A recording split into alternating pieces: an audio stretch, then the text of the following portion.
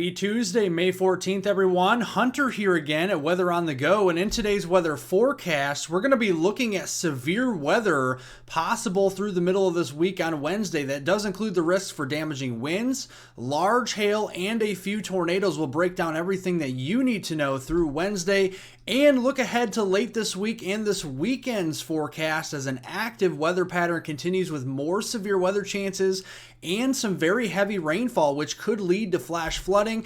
And then we'll also look at the active pattern into late May as significant severe weather outbreaks may be looming as we finish off the month of May here in today's video. So thank you all for joining here on this Tuesday, whether it's Tuesday morning, afternoon, evening. Thanks for joining here. Make sure to subscribe to the channel down below if you are not a subscriber here to Weather on the Go. We do detailed, accurate weather forecasts daily across North America and the tropics on this channel. Be sure to press the like button, the thumbs up button down below.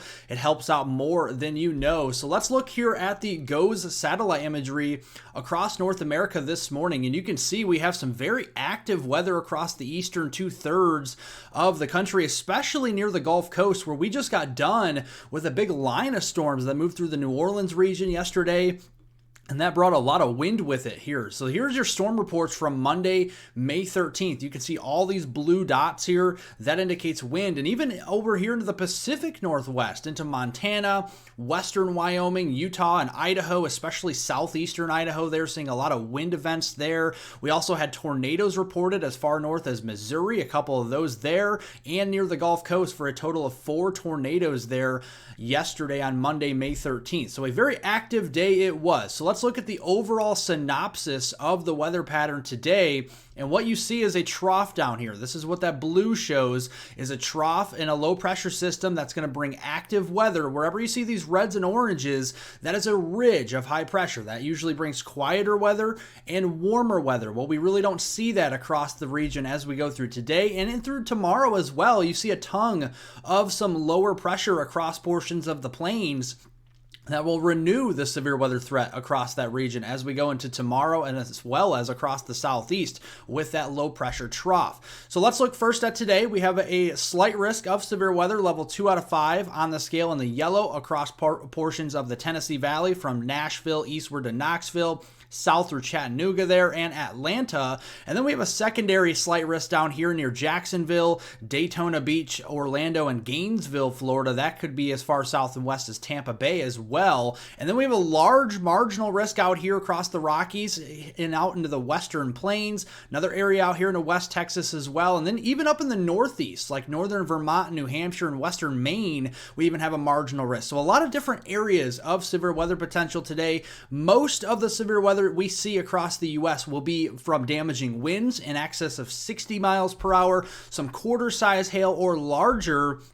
But the tornado threat is there, especially across the southeast here, from the Tennessee Valley down here into the southeast. The highest threat, though, is across north central Florida from around Jacksonville Beach down to Daytona Beach there, Gainesville, Orlando, and the Tampa Bay region there, and also kind of into that Big Bend area of Florida. That's a 5% chance of tornadoes. We also have a 2% up here into southern South Dakota and northern Nebraska. So let's look here first across the central U.S. at the general timing for your storms out there. Going through this morning, outside of some rain showers over here towards Chicago and Indianapolis and St. Louis, we'll be pretty good across the middle of the country. It's this afternoon.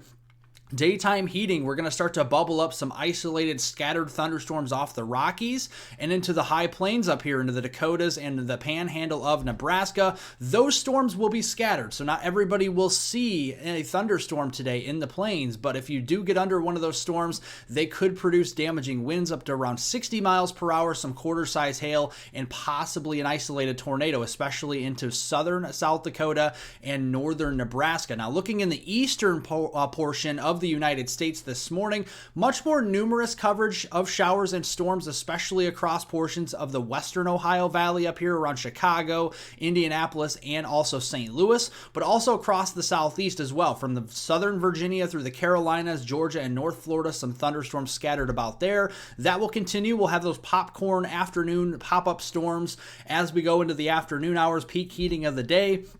Those will continue right into the evening hours, and any one of these storms, as they remain discrete, could produce a tornado or two. Also, some damaging winds up to around 60 miles per hour and some quarter-size hail or larger. We'll keep a close eye on those. But all told, with the rainfall totals, go through Wednesday morning commute on the 15th of May. Some decent rains expected across the eastern two-thirds of the country, especially down here in North Florida. You can see from Jacksonville back there toward Tallahassee, Gainesville, and Orlando, and north of Tampa Bay, Florida. You can see we could have a widespread swath of over an inch or two of rain, and that could lead to a slight risk for flash flooding of some potentially runoff rainfall across southern Georgia and North Florida, but that marginal risk of flash flooding further north into the Ohio and Tennessee River Valley and all the way up through the Carolinas and the Virginia coast as well through Wednesday. And as we go into Wednesday, another day with low end potential for severe weather, we have a little bit of a tongue of instability moving up through the plains, that we could have a little bit of some marginal severe weather from Des Moines, Omaha, down to Kansas City there, the Wichita, Topeka region. That could extend down into western Oklahoma toward the Woodward, Elk City region, and then over here into Amarillo, Lubbock, those areas, and even Wichita Falls. The main threat tomorrow will overwhelmingly be damaging winds in excess of 60 miles per hour and some quarter-size hail, but we could have a couple tornadoes, especially down here into central Florida. We'll be keeping a close eye on that because Wednesday morning, a line of storms will be progressing southbound through the state of Florida, and that could bring some widespread damaging winds and some hail, but also a couple of tornadoes. Watching those popcorn pop-up storms across the plains as we go into Wednesday afternoon, peak heating of the day, those could cluster up, especially there into Kansas, Oklahoma, and northwest Texas, posing the risk for some isolated severe weather going into Wednesday evening before we lose the daytime heating Wednesday and the atmosphere begins to stabilize and we start to get rid of that severe weather. Here is Wednesday's rainfall amounts, and you can see the heaviest rains from portions of the upper Midwest and Minnesota and the eastern Dakotas, all the way down through the plains here into Kansas, western Missouri, and into west central portions of Oklahoma.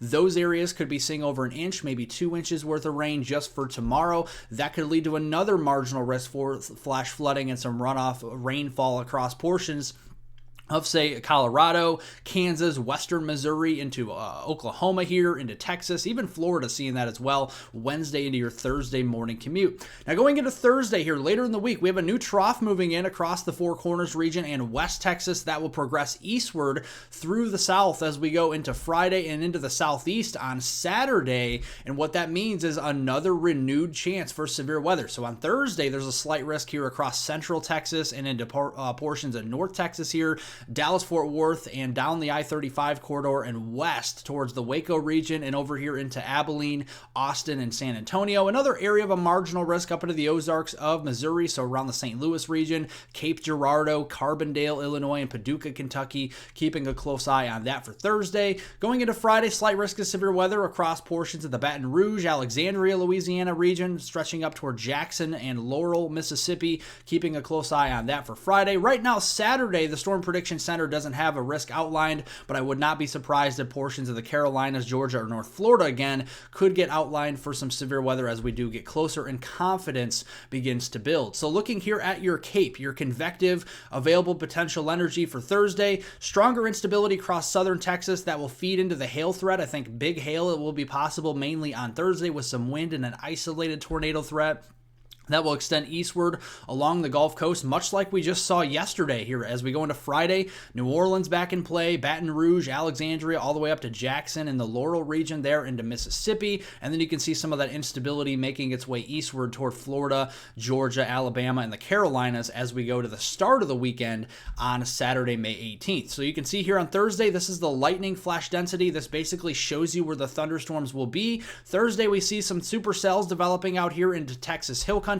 Those could grow upscale into a line of storms, so we'll see more widespread damaging wind potential Thursday night as that low-level jet starts to crank up. Going into Friday, more isolated coverage, but I think those storms could be pretty strong down here near New Orleans, Laurel, Jackson, and maybe even over to the Mobile region on Friday. Going into Friday night, that could also grow upscale into a line of storms across Mississippi, Alabama here, and into Georgia and even South Carolina. And then going into Saturday, we could start to see more of those storms start to bubble up from Georgia into the Carolinas and North Florida again, much like we see yesterday and also today across those areas. Well, we're going to see a lot more rainfall with those rounds of storms. So from Thursday, May 16th through Saturday, May 18th, that 3-day period, Thursday, Friday, and Saturday, we're going to see some pretty heavy rainfall across much of East Texas, Louisiana, stretching into Mississippi and Alabama, Georgia, the Carolinas, especially there into South Carolina, and North Florida. And that is going to renew the threat for flash flooding in addition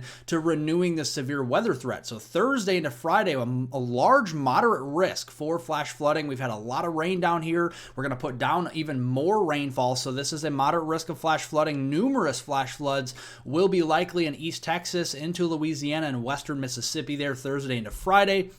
Slight risk of flash flooding. Scattered flash floods are likely across Louisiana, Mississippi, Alabama, and northwest Florida Friday into Saturday. And then as we go into Saturday, Sunday to start the weekend, you can see that it goes down to a marginal risk, but I would not, again, be surprised if this got upgraded to a slight risk for flash flooding, especially for North Florida and parts of southern Georgia as we do get closer.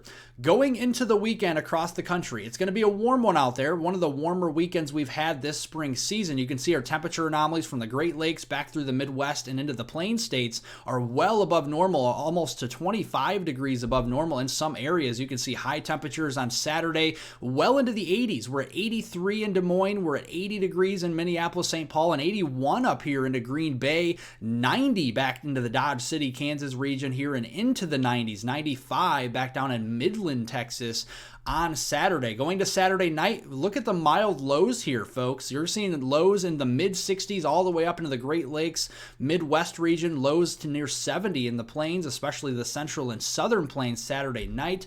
Going into Sunday, notice a frontal boundary starts to develop and become more defined across the upper Midwest. Heat ahead of that into the 80s there across the St. Louis region at 85, 81 on the lakefront in Chicago. 81 as well over here in Detroit, 82 in Indianapolis on Sunday. And notice that frontal boundary. We're going to see that start to develop there across the north and the upper Midwest on Saturday. That will drift south as we go into Sunday. We may have to keep an eye on the severe weather threat up here in the upper Midwest, one of our more formidable severe weather threats, if you will, we have seen this year. We really haven't seen much. And you can see some low instability into the blues and greens, maybe 1,000 joules per kilogram there from Wisconsin, the upper peninsula of Michigan, back into southern Minnesota and Iowa on Saturday. That could lead to some isolated stronger storms there across the north woods of Wisconsin, the upper peninsula of Michigan there, and eastern Minnesota near the Twin Cities during the afternoon and evening on Saturday. A little bit stronger of instability to end the weekend on Sunday, May 19th. You can see these yellows developing up here. I think we could see up to 2,000, maybe 2,500 joules per kilogram with all the heat building ahead of the front. We'll have to watch that. Maybe some upscale growth into a line of storms of what we call a mesoscale convective system that could develop up here near Iowa and then propagate further east and southeast towards Chicago and Indianapolis Sunday night. We'll have to keep an eye on that. Some of the models are showing that. We'll keep you updated, but either way, we're seeing some decent rainfall ahead of that cold front. We could be seeing into Wisconsin, southern and central Wisconsin, back into northeast Iowa, areas that need the rainfall because drought still continues. We'll see 1 to 2 inches of rain likely this weekend, mainly coming Saturday night through Sunday night time frame. Now going into next week, we're just going to highlight this for you using our ensemble models. So if you're looking longer out into the long range, you want to use ensembles because it's a little bit further out.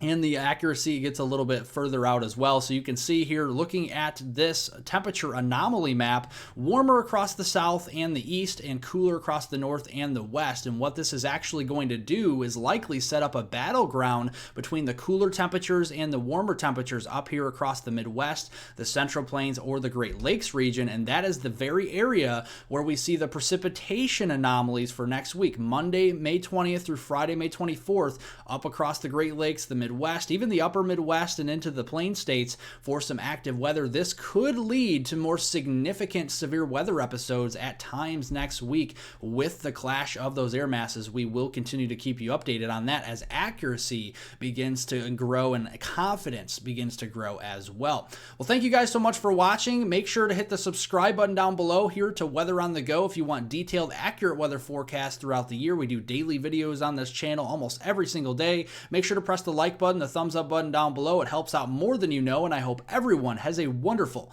rest of their Tuesday out there.